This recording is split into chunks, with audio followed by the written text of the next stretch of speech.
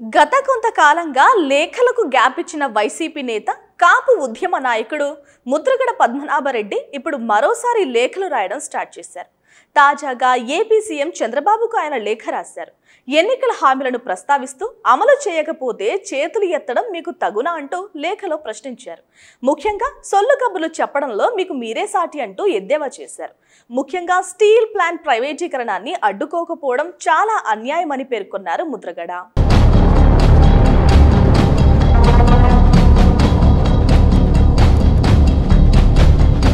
Super 6 హామీలను అమలు చేయలేదని, అలాగే వైజాగ్ స్టీల్ ప్లాంట్ ప్రత్యేక హోదా వంటి వాటిపైన దృష్టి పెట్టాలి అంటూ వైసీపీ నేత ముద్రగడ డిమాండ్ చేస్తూ లేఖ రాశారు. దొంగ సూపర్ 6 హామీలను సైతం తలుచుకుంటూనే భయమేస్తోందని అన్నారు. ప్రజల దృష్టిని మరచడానికి పనిచేస్తున్న వారందరినీ కూడా విమర్శించారు.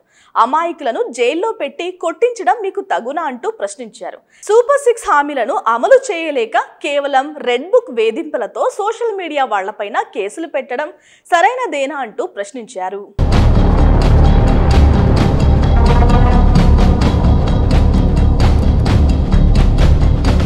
సోషల్ మీడియాలో యాక్టివ్గా ఉన్న వైసీపీ వారందరిపైన పోలీసులు కేసు పెట్టి అరెస్టు చేసి రిమాండ్కు తరలించారు. డిప్యూటీ సీఎం పవన్ కళ్యాణ్, అటు సీఎం చంద్రబాబు పైన ఇలా సోషల్ మీడియాలో పోస్టు పెట్టడంతో ఈ అంశం పైన ప్రభుత్వానికి వ్యతిరేకత మొదలవుతుందని సీరియస్గా తీసుకుని వారందరిపై ఉక్కుపాదం మోపేలా చూస్తున్నారు. ప్రస్తుతం ఏపీ అసెంబ్లీ బడ్జెట్ సమావేశాలు జరుగుతున్న సమయంలో ఇలా లేఖను విడుదల చేయడం అందరినీ ఆశ్చర్యానికి గురి చేస్తోంది. మరి సూపర్ 6 హామీల సంగతిపై సీఎం చంద్రబాబు ఏమంటారో చూడాలి.